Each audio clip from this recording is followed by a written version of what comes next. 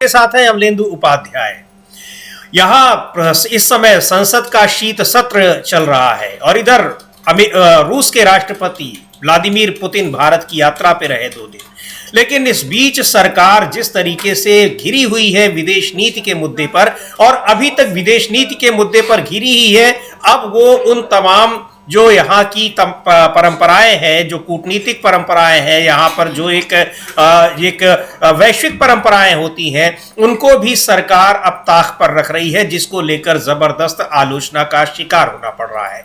लोकसभा में नेता प्रतिपक्ष और राज्यसभा में नेता प्रतिपक्ष, इन दोनों को जो पुतिन के साथ डिनर पार्टी रखी गई प्रधानमंत्री राष्ट्रपति की, उसमें इन लोगों को नहीं बुलाया गया। इसको लेकर विपक्ष हमलावर है कि आखिर प्रधानमंत्री नरेंद्र मोदी संदेश क्या देना चाहते हैं, क्या इसके लिए भी किसी का दबाव है, ये सवाल भी पूछा जा रहा है। और ऐसे में न सिर्फ यहाँ जिस तरीके से तमाम मुद्दों पर सरकार गिरी है उसको ये बताया, और यहाँ जो चुनाव आयोग को लेकर और वोट चोरी को लेकर, उन सारी चीजों में इन सब के घटनाओं के तार जोड़कर देखे जा रहे हैं कि सरकार की मंशा क्या है। और आज 6 दिसंबर है, बाबा साहब डॉक्टर भीमराव अंबेडकर का परिनिर्वाण दिवस, जो संविधान के निर्माता है। तो संविधान कहा जा रहा है, सवाल ये उठ रहे हैं कि संविधान को किस तरीके से कमजोर करने की नहीं बल्कि उसको खत्म करने की कोशिश की जा रही है, षड्यंत्र किया जा रहा है।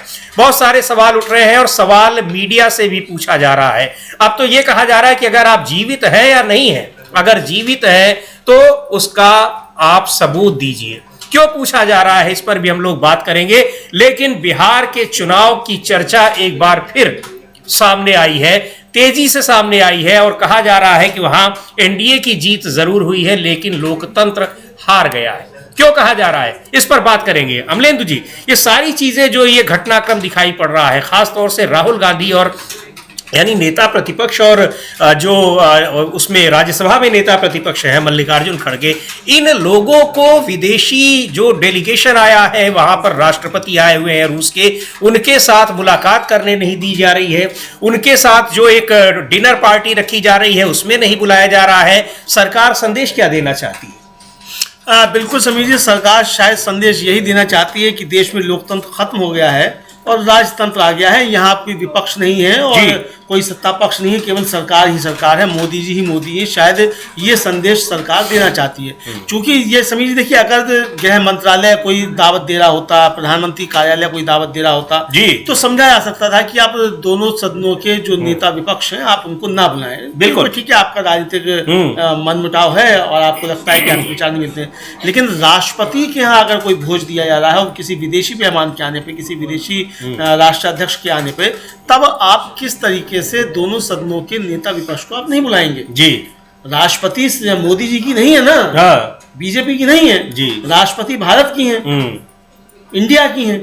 तो यहाँ तो सत्ता पक्ष विपक्ष दोनों को आप बुलाएंगे, या फिर आप मोदी जी को भी नहीं बुलाती, राष्ट्रपति में मोदी जी को भी नहीं बुलाती, तब समझा जाता है कि आप जो है आपने केवल पुतिन को बुलाया और उनके डेलीगेशन को बुला लिया है। तो जब आपने बुलाया है, जब आपने प्रधानमंत्री को बुलाया है, तो आपने नेता विपक्ष को दोनों सदनों के क्यों नहीं बुलाया? जी, तो इसको लेकर काफी ज्यादा सवाल उठ रहे हैं। लेकिन इसके साथ साथ समीर जी, आज राहुल गांधी से सवाल किया गया, बाबा साहब भीमराव अंबेडकर की आज परिनिर्वाण दिवस है। जी हाँ, तो कृतज्ञ राष्ट्र आज उनको याद कर रहा है। तो जब राहुल गांधी से सवाल किया गया तो उन्होंने कहा कि आज बाबा साहब ने जो संविधान बनाया था तो उसको आज ट्रिब्यूट का उनका दिन है जी, और उन्होंने जो सिद्धांत बनाए और जो संविधान बनाया, आज वो संविधान ही खतरे में है।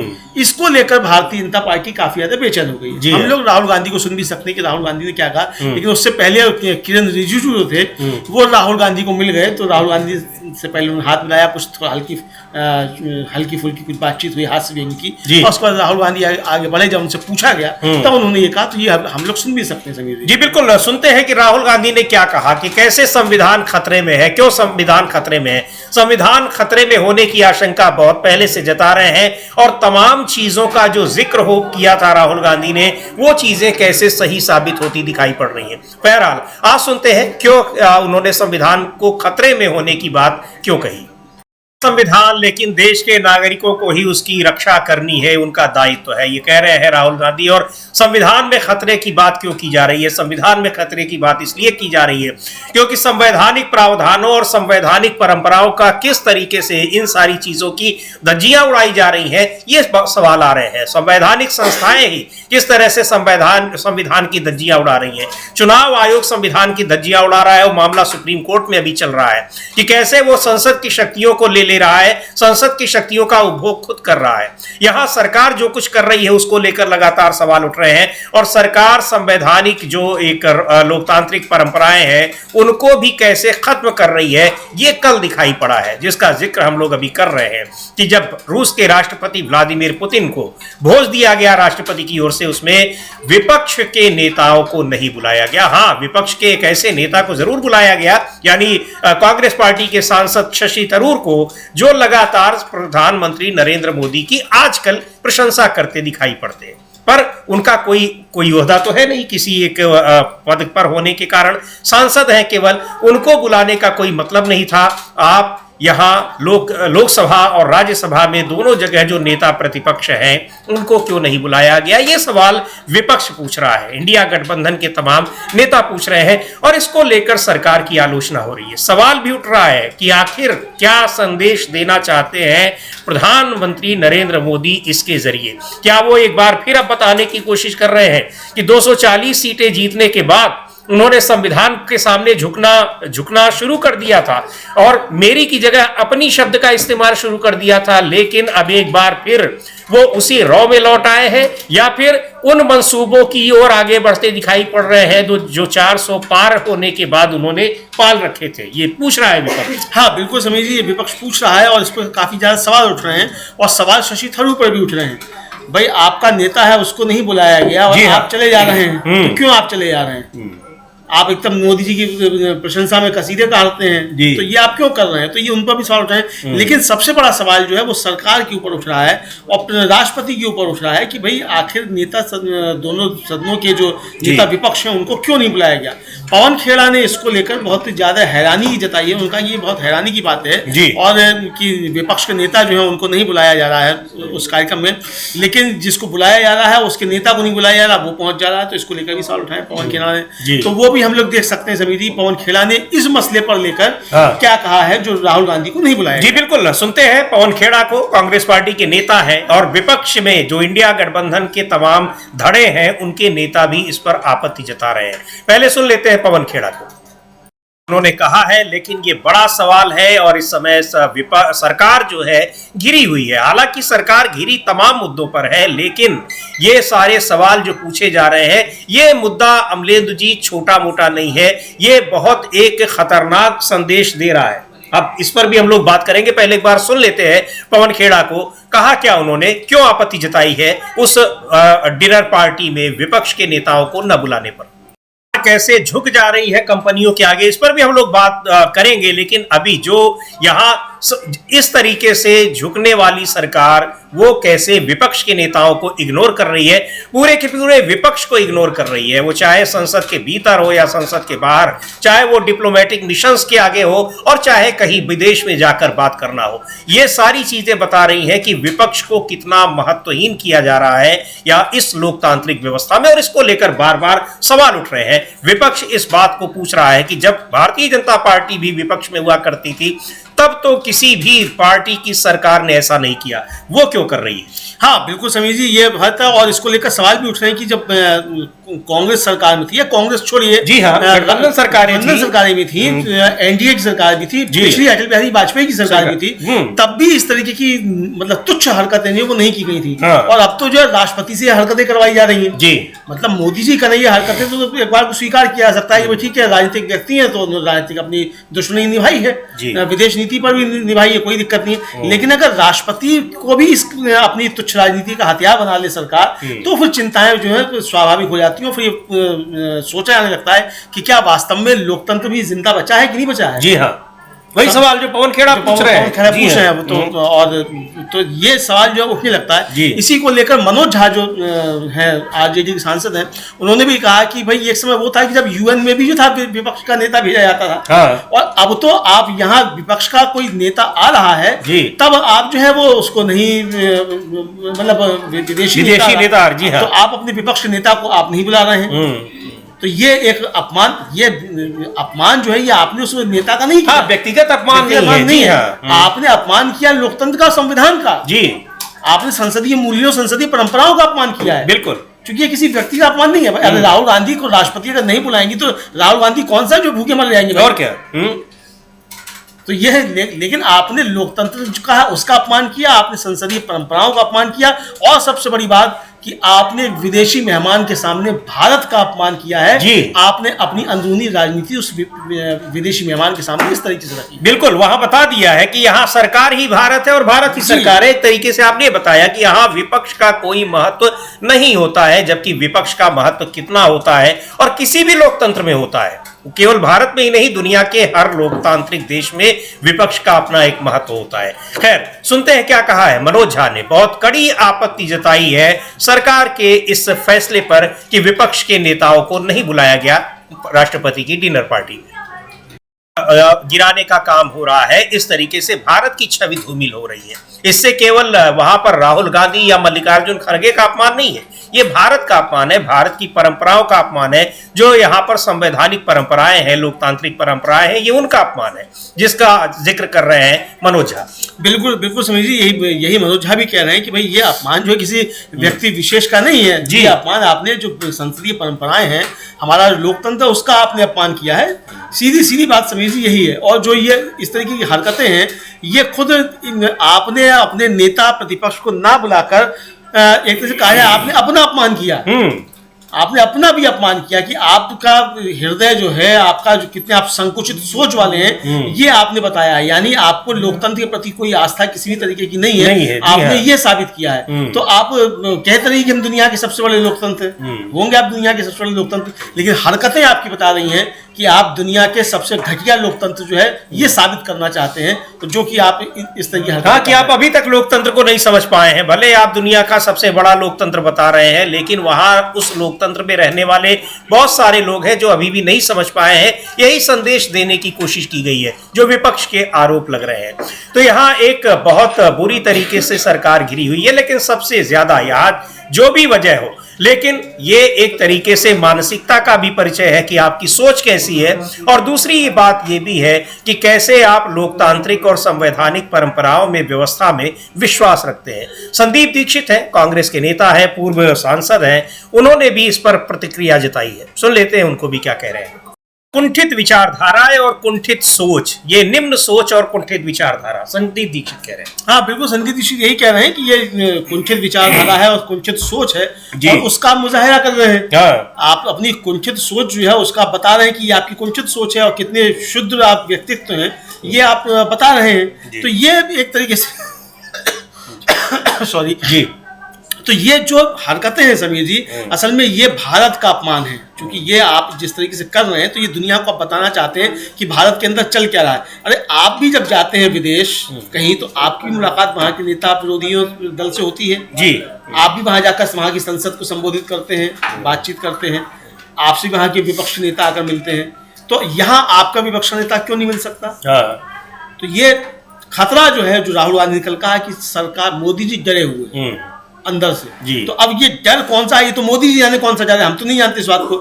लेकिन अगर कोई डर है तो राहुल गांधी पहले कह चुके डरो मत, तो ये बात मोदी जी के लिए भी है। हाँ, लेकिन अब नेहरू जी, आप जो डर की बात हो रही है वो तो खलबली तो प्रधानमंत्री के अपने कार्यालय में मची हुई है, भारतीय जनता पार्टी के भीतर मची हुई है। विपक्ष से तो इस समय उनको कोई ऐसा डर भी नहीं है। विपक्ष जो सवाल चुनाव से पहले उठा रहा था, अभी भी उठा रहा है, और उन सारी चीजों को होते हुए लोग देख भी रहे हैं कि क्या कुछ हो रहा है। जो संविधान पर खतरे की बात की जा रही है, लोकतंत्र पर खतरे की बात की जा रही है, लेकिन विपक्ष से इतना क्यों डर रहे हैं, ये भी बड़ा सवाल है। खतरा तो इस समय जो दिखाई पड़ रहा है वो कार्यालय के भीतर दिख रहा है। हाँ, विपक्ष से खतरा जो है वो विपक्ष से डर इसीलिए रहे कि जो कार्यालय में चल रहा है हाँ। उन चीजों को भी विपक्ष ना उठाने लग जाए। हाँ। हालांकि पवन खेड़ा ने बहुत हल्के तौर पे उसको उठाया था पहले कि भाई कोई जोशी जी हैं, वो कोई ऐप चला रहे थे, क्या इस तरह की बातें उन्होंने कही थी, कोई हल्की से हल्की बातें कही थी, और वो भी सोशल मीडिया पर ढाल डालकर उन्होंने कही थी कि सोशल मीडिया पर चर्चा है। लेकिन विपक्ष इसको उठा ना ले और जो अंदर चीजें चल रही है वो सामने खुलकर ना आ जाए, इसको लेकर जो है तो बेचैनी तरीके से। दूसरा विपक्ष से परेशानी ये भी है कि पता नहीं पुतिन से क्या कह दे। राहुल गांधी हो सकता है रशियन जानते हो, प्रधानमंत्री तो ना अंग्रेजी जानते हैं ना रशियन जानते हैं, तो पुतिन से बात कैसे होगी, तो दुभाषिया होगा। राहुल गांधी को किसी दुभाषिए की भी आवश्यकता नहीं है। तो बहुत सारे खतरे हो सकते हैं। दूसरा खतरा ये अच्छा याद दिलाया आपने। सोशल मीडिया पे ये भी चर्चा हो रही कि एक ही गाड़ी पे प्रधानमंत्री मोदी और पुतिन बैठे हुए हैं, तो लोग बात क्या कर रहे होंगे। यहाँ ना तो गुजराती और हिंदी आती है, ना इंग्लिश आती है पुतिन को, और यहाँ प्रधानमंत्री को रशियन नहीं आती है। उसका भी जवाब पुतिन ने खुद ही दे दिया। उन्होंने कहा था मेरी गाड़ी रुकी थी और प्रधानमंत्री खड़े हुए थे तो मैंने उनको बैठा लिया। अच्छा। तो टूटी फूटी अंग्रेजी में कुछ बात हुई। अब वो क्या बात हुई टूटी फूटी अंग्रेजी? अब टूटी फूटी अंग्रेजी पुतिन की तो नहीं होगी। अब टूटी फूटी अंग्रेजी जिसकी भी हो, तो यार अंग्रेजी नहीं आती तो ये माइनस पॉइंट नहीं है कि साहब अंग्रेजी नहीं आती। अच्छी बात है, नहीं आती है, आती होती तो और ज्यादा अच्छी बात होती जी। आपको हिंदी आती है, ये अच्छी बात है, अच्छी बहुत अच्छी बात है। तो लेकिन जो ये गोदी मीडिया जो चलाता है कि साहब बहुत रिश्ते बहुत हो गए और अकेले में बात हुई। अरे अकेले में बात क्या हुई भाई, जब भाषा आती ही नहीं है, दूसरे को बात ही नहीं समझ रहे हैं, नहीं समझ रहे तो बात क्या हुई है। तो ये बात जो है इसको लेकर जो है वो था। तो ये असल में दिक्कत क्या है सभी थी, ये गोदी मीडिया ही जो है बहुत सारी चीजें करता है। अब वो एक वीडियो काफी वायरल हो रहा है, वो वीडियो वायरल हो रहा है कि एक जो अभी गया था दुनिया का सबसे तेज चैनल खुद को बताने वाला, जिसने पुतिन का इंटरव्यू लिया, जी जी जी, तो उसी ने पहले चलाया था कि वो अलास्का में जब जाके पुतिन मिले थे ट्रंप से, तो वो नकली पुतिन थे, असली पुतिन नहीं थे, ये चलाया। अब ये खूब वायरल हो रहा है कि जिस पुतिन का इंटरव्यू लिया गया वो तो नकली पुतिन है, असली पुतिन है ही नहीं। और भारत भी जो है वो पता नहीं असली है कि नकली है। जब अलास्का नकली पुतिन जा सकते हैं तो भारत असली आए होंगे, क्या गारंटी है। तो ये अब ये भी होने लगा। तो यानी ये गोदी मीडिया जो है ये अपने पैरों में कुल्हाड़ी किस तरीके से मारता है, तो ये पहले तो समझ में आता नहीं। उस समय तो मोदी जी की वाह करने के लिए और बिल्कुल खास बनने के लिए ये सब कर दिया जाता है। तो ये वो चीजें फिर बाद में वायरल होने लगती हैं और फिर सवाल जो है इस मीडिया पर उठने लगते हैं। तो ये अपना उनका एक संकट है। तो ये इसीलिए जो सवाल उठे कि भाई मोदी जी जब नहीं जानते उनकी भाषा और पुतिन नहीं जानते इनकी भाषा, तो बात कैसे हुई होगी। तो ये बिल्कुल ये सवाल है, लेकिन ये सवाल अपनी जगह है। सबसे गंभीर सवाल है कि किस तरह से जो संसदीय पर लोकतांत्रिक परंपराएं हैं और यहाँ संवैधानिक परंपराएं हैं उनको कैसे एक तरीके से खारिज किया जा रहा है, उनको खत्म किया जा रहा है और इसके जरिए संदेश क्या देने की कोशिश की जा रही है। यह सबसे गंभीर सवाल है। और यही नहीं, अब एक बार फिर बिहार के चुनाव की चर्चा हो रही है। वहां एनडीए की जीत तो हुई है लेकिन लोकतंत्र हार गया है। हर जगह अमलेंदु जी यही खबरें, यही बात हो रही है कि लोकतंत्र पर खतरा है, संविधान पर खतरा है। बिहार चुनाव के बारे में भी यही आ रहा है। क्या कुछ किस वजह से ये चर्चा हो रही है? हाँ समझिए, चर्चा इसलिए हो रही है कि जो बिहार में जिस तरीके से किया गया एसआईआर और एसआईआर के बाद फिर कराया गया चुनाव, और चुनाव के बाद समीर जी जिस तरीके से चीज़ें सामने आई कि साहब वोट नहीं डालने दिया गया, गड़बड़ियां हुई, ये सारे अब आए, किस तरीके से पैसा बांटा गया चुनाव से ठीक पहले, ये सारी चीज़ें जो है इसको लेकर कपिल सिब्बल जो राज्यसभा के सदस्य सुप्रीम कोर्ट के बड़े वकील हैं, उनको अपना एक कार्यक्रम करते हैं दिल से कपिल जी या कपिल दिल से कुछ ऐसे कुछ करते हैं। उसमें तेजस्वी यादव के साथ उन्होंने इस बार का एपिसोड किया है जी, और उसका उन्होंने एक लाइन का ट्वीट किया कि बिहार एनडीए जीता, लोकतंत्र हारा जी। वो हम लोग सुन सकते हैं उसकी एक छोटी सी क्लिप की। उसमें तेजस्वी यादव जो है किस तरीके से बता रहे हैं कि चुनाव आयोग ने क्या क्या गड़बड़ियां की, इसीलिए बात कही जा रही है कि लोकतंत्र हारा है, एनडीए बिहार में जीता। जी बिल्कुल, लोकतंत्र क्यों हारा है तो सुनते हैं उस बातचीत में क्या कुछ कहा है तेजस्वी यादव ने। बातों को सुन लेंगे तो वो बिहार आने में शर्माएंगे, उनको शर्मानी चाहिए, लेकिन हाँ उस तरह की बात नहीं। लेकिन जो महत्वपूर्ण बात यह है कि लोकतंत्र हार गया वहां, एनडीए भले चुनाव जीत गया लेकिन लोकतंत्र हार गया। और अमलेंदु जी ये बता रहे हैं कि कैसे वहां चुनाव आयोग ने एनडीए को जिताने में क्या कुछ किया, कितनी मेहनत की है। ये आरोप शुरू से ही लग रहे थे और जब बिहार में एसआईआर की घोषणा आनन फानन में की थी चुनाव आयोग ने, तभी से ये आरोप लग रहे थे कि ये चुनाव एनडीए को, बीजेपी को जिताने के लिए हो रहे हैं। नतीजे बिल्कुल ऐसे ही आए जैसा बीजेपी चाहती थी, जिस तरह की उसने इच्छा कर रखी थी। तो ये कैसे आ सकते हैं, वो सवाल तो अपने आप पूछा ही जा रहा है। लगातार वो सवाल बना हुआ है, सुप्रीम कोर्ट में भी अब वो सवाल लगातार पूछा जा रहा है, सुनवाई चल ही रही है। हम लोग आपको वहां पर कोर्ट रूम से जो कुछ अपडेट होता है देते रहते हैं। लेकिन इसको लेकर कल बिहार की विधानसभा में भी एक बड़ा दिलचस्प वाकया हुआ, जब नीतीश कुमार प्रधानमंत्री नरेंद्र मोदी के जयकारे लगाने को कर रहे थे, तो उसमें सीपीआई एमएल के संदीप सौरभ हैं, उन्होंने विधायक हैं, उन्होंने कहा कि सबसे बड़ा योगदान तो किसी और का है, उसका जयकारा आप क्यों नहीं लगवा रहे हैं। एक बार सुन लेते हैं उन्होंने कहा क्या था, और फिर बताएंगे कि आखिर संदीप सौरभ क्यों चाहते थे कि उनका जयकारा लगाया जाए, किसके जयकारे की वो बात कर रहे थे। सुनते हैं पटना में जो विधानसभा के भीतर सीपीआई एमएल के विधायक ने कहा। सरकार ने जो राज्यपाल का अभिभाषण दिलवाया, न तो उसमें न तो सत्ता पक्ष के किसी भी वक्ताओं ने इस पूरे मामले में मुख्य चुनाव आयुक्त ज्ञानेश कुमार का धन्यवाद नहीं किया। एक लतीफा अभिभाषण के अंदर था कि हमारे यहां स्वतंत्र और निष्पक्ष चुनाव हुआ है, इसको हम जोक मानते हैं, जबकि पूरे देश ने देखा कि ये अब तक का भारत के इतिहास का सबसे अनफेयर चुनाव था और चुनाव के नाम पर फ्रॉड था। आदर्श आचार संहिता के लागू होने के बाद, आदर्श आचार संहिता में इस बात का उल्लेख है कि इसके लागू होने के बाद सत्ता में बैठे हुए लोग किसी तरह का पैसा नहीं दे सकते हैं, कोई सामान का वितरण नहीं कर सकते हैं, लेकिन यह हुआ चुनाव से ठीक पहले तक होता रहा। तो ये एक एक विधानसभा में 65,000 महिलाओं को पैसा देना और उसके बाद उन जीविका महिलाओं को बूथ पर जबरदस्ती अपॉइंट करना, उनको ड्यूटी देना, ये चुनाव के नाम पर मजाक बिहार में महोदय चला है। हम सरकार से कहेंगे और पूरे देश देख रहा है, पूरे चुनाव में महोदय लेवल प्लेइंग समाप्त हुआ। की विधानसभा में कह रहे हैं कि किस तरीके से ये पूरी की पूरी विधानसभा निर्वाचित हुई। अमलेदु जी, इतना बड़ा आरोप लगाया सदन के भीतर इस तरह से आरोप लगाया और वहां पर सारे सदस्य उसको सुन रहे हैं। तो एक उन्होंने तंज जरूर किया, लेकिन ये अपने आप में बहुत बड़ा आरोप है। और जिसकी बात तेजस्वी यादव यहाँ उस कार्यक्रम में कर रहे हैं कपिल सिब्बल के साथ। हाँ बिल्कुल, यही बात तेजस्वी यादव कर रहे हैं कपिल सिब्बल के साथ, और साफ तौर पर कह रहे हैं कि चुनाव आयोग ने वहां क्या क्या किया जी। यानी आप वोट बढ़ा रहे हैं, वोट काट रहे हैं, ये सब तो कर ही रहे हैं, और इसके साथ साथ आप एक अनैतिक काम जो है कि चुनाव की घोषणा हो गई, उसके बाद सीधा हार्ड कैश जो है वो जमा किया जा रहा है महिलाओं के खाते में। हाँ। ये किया जा रहा है, तो और चुनाव आयोग उसकी अनुमति दे रहा है जी। बाकी राज्यों में भी क्या आप अनुमति दे देंगे? हाँ। क्या पश्चिम बंगाल में आप इस तरह की अनुमति दे देंगे? हम लोग चर्चा कर चुके हैं अमलेदु जी, किस तरह से तमिलनाडु में पुरानी योजनाओं को रोक दिया गया था।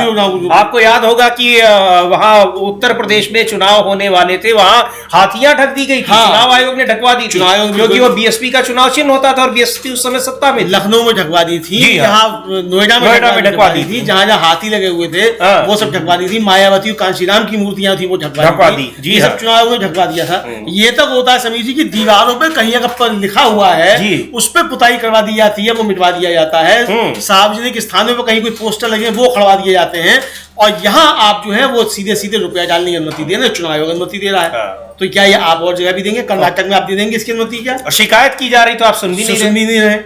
तो बता रहे हैं कि साहब योजना पहले घोषित हो गई थी, योजना तो बहुत सी पहले घोषित हुई थी। इसी तरीके से प्रधानमंत्री जो किसान निधि है उसका पैसा डाला गया था, आपने अनुमति दे दी उसकी। तो ये जिस तरीके से चीजें की जाती हैं ये साफ तौर पर आता है। आप समझिए इसी को लेकर चुनाव आयोग का और जो ये आरोप है कि एनडीए जीता लोकतंत्र हारा, इसको कांग्रेस ने एक एआई वीडियो जो है वो जारी किया है। और उस एआई वीडियो में मुख्य चुनाव ज्ञानेश कुमार और प्रधानमंत्री मोदी को कुछ बात करते हुए दिखाया गया है। ये कांग्रेस का एआई वीडियो वो हम लोग देख सकते हैं कि कांग्रेस जो है वो किन शब्दों में आरोप लगा रही है इस एआई वीडियो के जरिए। जी बिल्कुल, उस एआई वीडियो उसको जारी किया गया है और कांग्रेस पार्टी की ओर से। उसको देखते हैं कि कैसे इस जो ये गठबंधन है यानी बीजेपी का और चुनाव आयोग का, उसको लेकर क्या बातें हो रही है और क्यों ये आरोप विपक्ष लगा रहा है कि चुनाव आयोग बीजेपी को और एनडीए को कई जगह जगह चुनाव जितवा रहा है। देखते हैं उस वीडियो को। जो घटनाएं दिखाई गई हैं, वहां पर गोंडा की बात जो कही गई है वो सारी सही चीजें हैं, सही तथ्य है। अब इनके बीच का कन्वर्सेशन, अब ये कांग्रेस पार्टी की अपनी कल्पनाशीलता है, लेकिन क्या कुछ हो रहा है धरातल पर वो दिखाई पड़ रहा है और विपक्ष वही बात कर रहा है। वो चाहे तेजस्वी यादव हो, चाहे राहुल गांधी हो, चाहे मल्लिकार्जुन खड़गे हो, चाहे अखिलेश यादव हो, लगातार इसी बात की चर्चा हो रही है। और एसआईआर के नाम पर बिहार में क्या कुछ हुआ और 12 अन्य राज्यों में भी चुनाव आयोग क्या कुछ करने जा रहा है, ये सारी चीजें लगातार सामने आ रही हैं और इसीलिए मामला सुप्रीम कोर्ट में भी है। इसको लेकर अखिलेश यादव ने भी, समाजवादी पार्टी के अध्यक्ष हैं, पूर्व मुख्यमंत्री हैं उत्तर प्रदेश के, वो भी बार बार सवाल उठा रहे हैं कि एसआईआर के जरिए दलितों, पिछड़ों और अल्पसंख्यकों के वोट काटने की साजिश की जा रही है और क्या कुछ खेल हो रहा है, कैसे ये सारी चीजें हो रही हैं, वो उन्होंने बताया है। सुनते हैं अखिलेश यादव को क्या कह रहे हैं।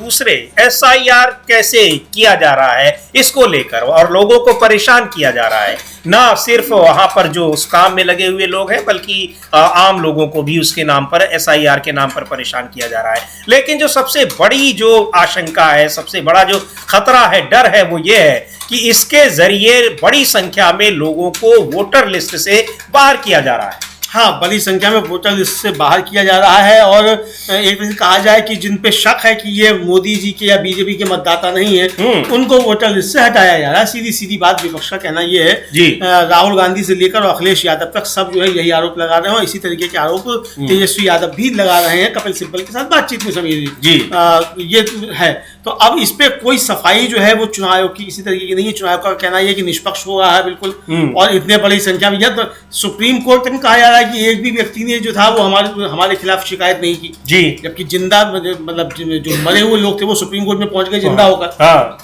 सामने पेश किया गया, सामने पेश किया गया। हमारे सीजीआई भी कह रहे हैं कि हमको बिहार में कोई ऐसा नहीं मिला कि जिसने कहा कि हमारा वोट काट दिया गया। तो ये 65 लाख लोगों में से अगर कोई भी नहीं मिला तो सीजीआई साहब जो है वो भी फिर सही कह रहे होंगे, फिर गलत थोड़ी ना कह रहे होंगे।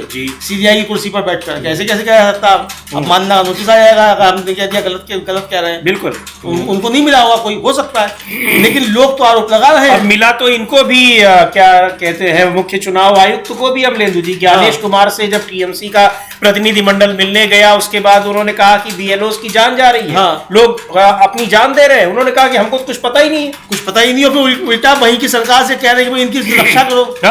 अरे भाई अफसरों की जी, अफसरों की रक्षा करो, उनके बीएलओ को तनाव मत दो। तो बीएलओ में तो मतलब बंगाल में तो 4 बीएलओ की जान गई थी, यूपी में 10 की गई थी। तो यूपी सरकार को क्यों नहीं भेजा, यहाँ भी कहो जी। और जिस समय नोटिस भेजेगा ठीक उसी समय मेरठ का एक वो आ गया कि किस तरीके से उसने जान दे दी अपनी, रो के वीडियो बनाया संदेश सिंह मुरादाबाद का।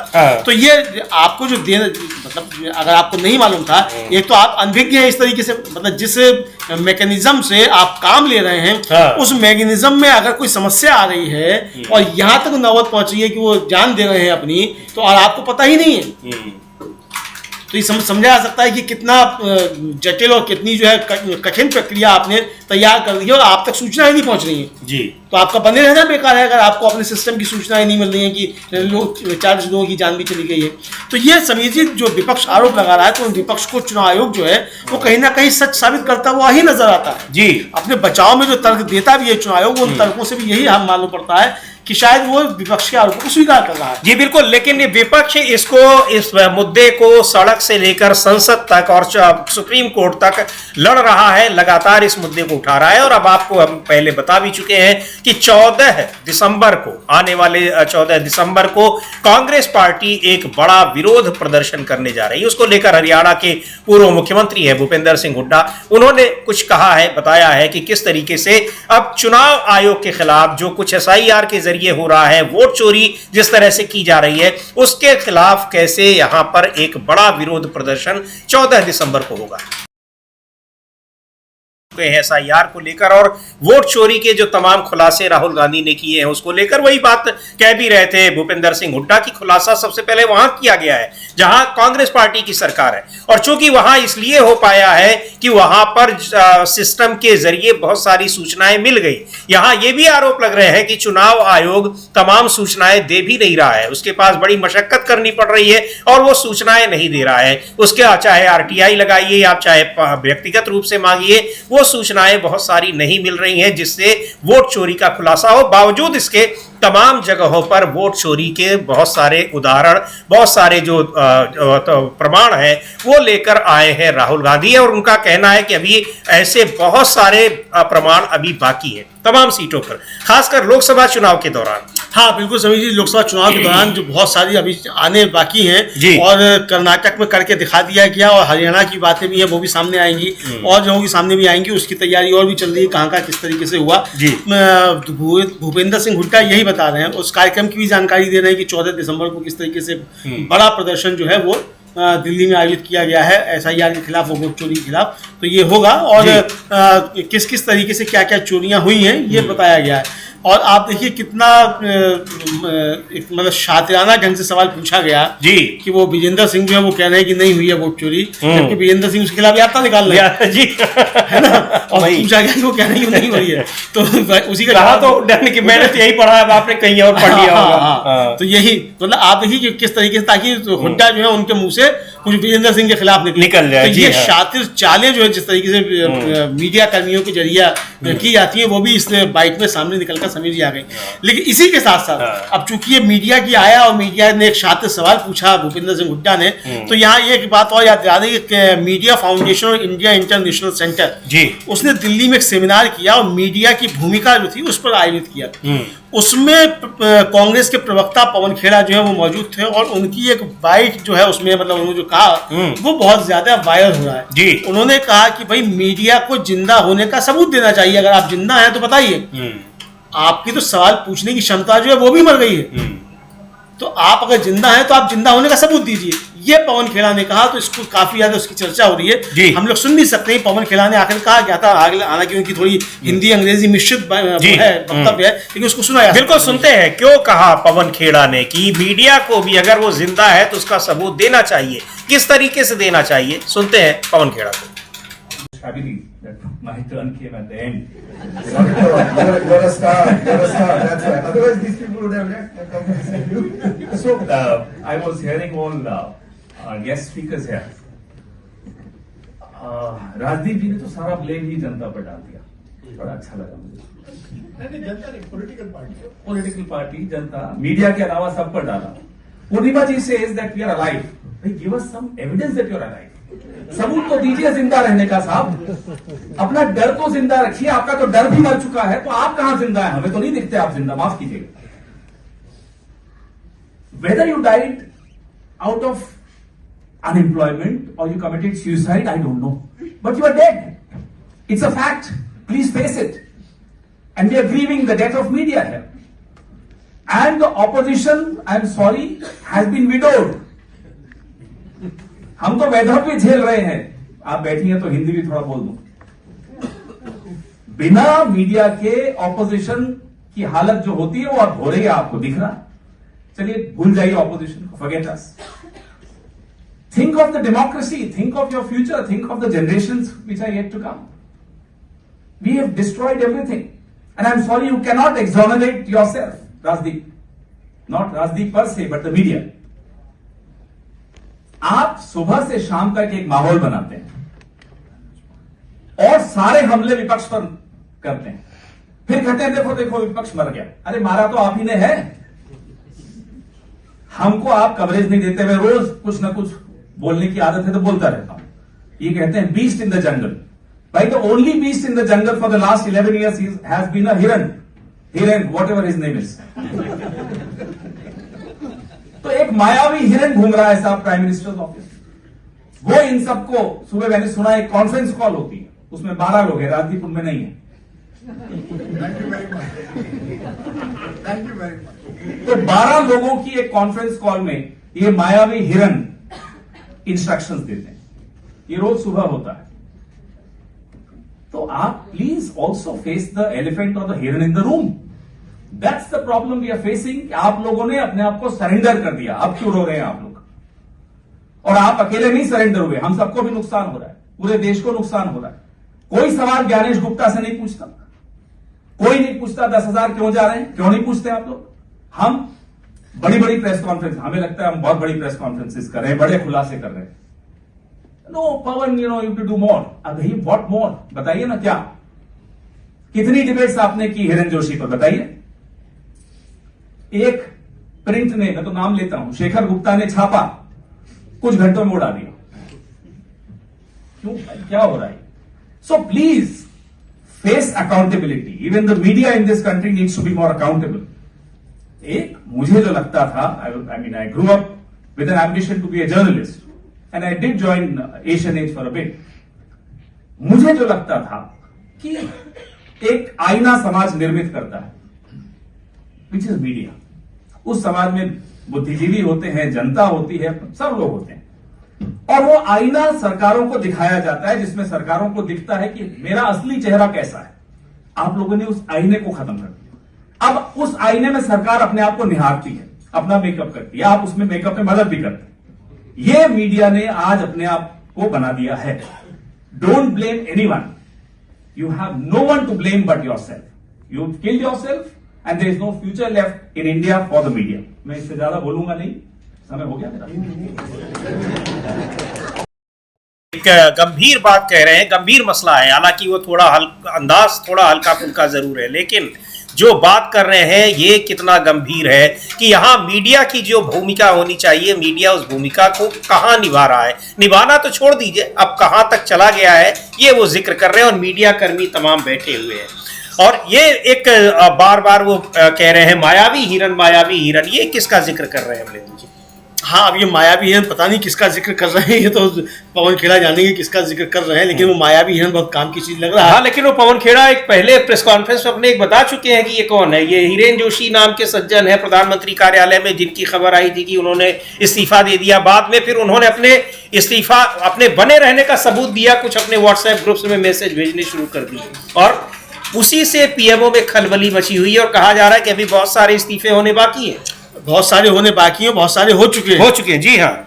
लॉ कमीशन के सदस्य हितेश जैन का हो चुका, प्रसार भारती के सीईओ जो थे नवनीत सहगल, उनका हो चुका, और कई इस्तीफे लाइन में लगे हुए। और इधर पुतिन जब आए हैं तो मीडिया को लेकर भी बड़े बड़े समझौते हुए हैं, लेकिन उसी से ठीक एक दिन पहले प्रसार भारती के सीईओ का इस्तीफा हो जाता है। प्रसार भारती सीईओ का इस्तीफा हो जाता है ठीक उसी समय जी। और आप देखिए कि डीडी न्यूज जो है उसको इंटरव्यू नहीं होता मिलता है, हाँ। निजी चैनल को मिल जाता है। जी। तो क्या इसी से नाराज हो गए नवनीत सहगल कि सीईओ तो मुझको बनाया हुआ प्रसार भारती का और भेज दिया वहां अपने आप ने दूसरे गोदी मीडिया को?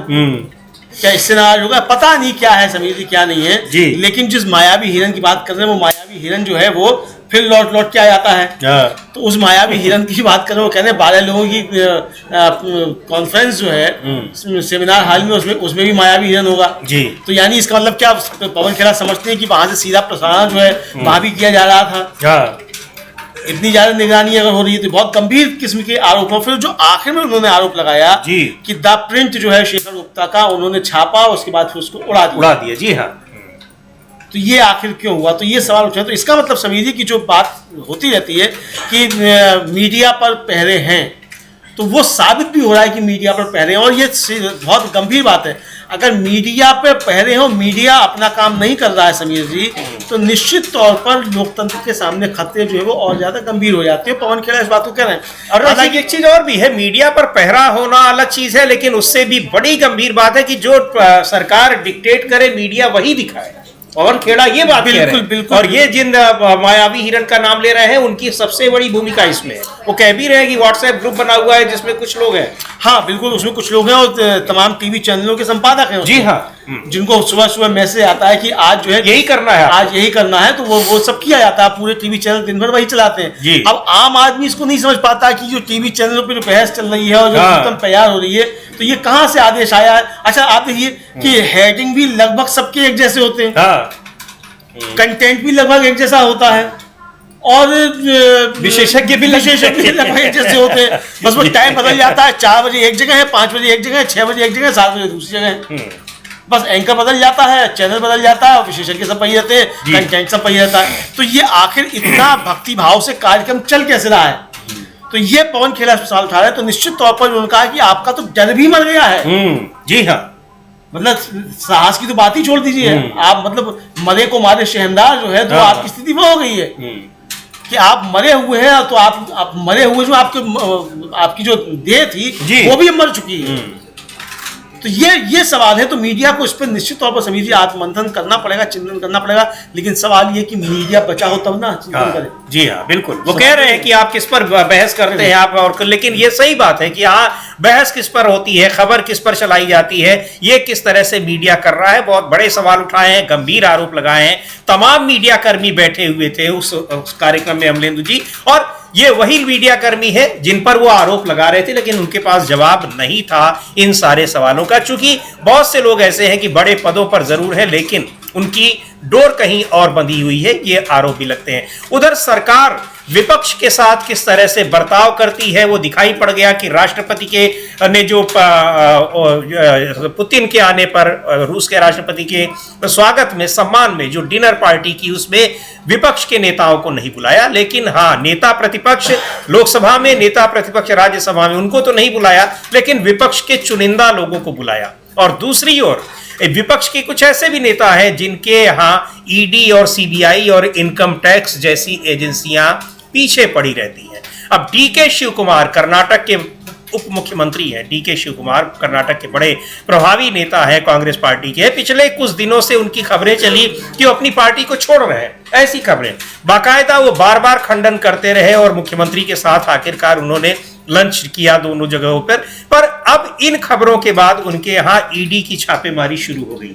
क्या कुछ कहा है हम लोग वो भी सुनेंगे, लेकिन ये बता रहा है कि विपक्ष के साथ किस तरीके से तालमेल है सरकार का, वो दिखाई पड़ रहा है। हाँ, ये तालमेल भी दिखाई पड़ रहा है समीर जी। और आप देखिए कि अभी तक तो कोशिश की जा रही थी शायद डीके शिव कुमार वहां सरकार गिरा देंगे। जी हाँ। सरकार डीके शिव कुमार ने नहीं गिराई और सामने आ गए दोनों साथ साथ, सिद्धारमैया शिव कुमार, तो ईडी पहुंच गई। अच्छा, और इसमें भी क्या है कि ईडी के पास पहले ही एफआईआर दर्ज थी। जी हाँ। अब पुलिस ने भी एफआईआर दर्ज कर ली। भाई, जो ईडी ने पहले दर्ज की तो पुलिस कैसे दर्ज कर लेगी एफआईआर? तो बिल्कुल उसी तरह जैसे चाहे हेमंत सोरेन हो, अरविंद केजरीवाल हो, और हालिया जो है इसमें नेशनल हेराल्ड मामले में, जी हाँ, यहाँ पुलिस ने एफआईआर दर्ज करी। अरे भाई, एक अपराध में कैसे 20 जगह एफआईआर दर्ज हो जाएगी? भाई, कत्ल एक जगह हुआ है तो उसकी 30 जगह एफआईआर थोड़ी ना हो जाएगी। एक ही जगह रहेगी मुकदमा, तो एक ही जगह चलेगा ना। तो 30 एफआईआर, तो ये मतलब दबाव बनाने के लिए कि आप वहां सरकार गिरा दें। तो ये है, तो हम लोग सुन सकते हैं। सुनते हैं डीके शिव कुमार खुद भी हैरान है कि आखिर ईडी क्या कर रही है, छापेमारी कर रही है, क्या केस दर्ज कर रही है। सुनते हैं कर्नाटक के deputy CM DK Shivakumar को कि आखिर यहाँ ये कौन सा कानून है। लेकिन यही सवाल तो पूछा जाता है, और ये मामला जाते जाते जब हाई कोर्ट और सुप्रीम कोर्ट तक पहुंचता है तो इन्हीं जांच एजेंसियों को जबरदस्त फटकार सुनने को मिलती है वहां। हाँ, बिल्कुल, इन्हीं जांच एजेंसियों को जबरदस्त फटकार सुनने को मिलती है। और इसीलिए आप देखिए अब ईडी का इस्तेमाल थोड़ा कम हो गया है, लेकिन अभी भी जारी है। हाँ। क्योंकि ईडी के तमाम केसेस जो है वो वहां जाकर रद्द हो रहे हैं, और यूएपीए का भी इस्तेमाल हो रहा है। अभी समीर जी, कल ही जो है एक मामले में सुप्रीम कोर्ट ने जमानत दी है। 2 साल से उस पर ट्रायल नहीं हो रहा था जी, तो देरी को देखते हुए सुप्रीम कोर्ट ने जमानत दे दी। हाँ। अब दूसरी एक बेंच है, उसमें चल रहा है मामला कि 6 साल से मामला लंबित है, उसमें जमानत चाहिए। अब उसमें मांग लिया गया कि भाई अपना स्थायी पता दो।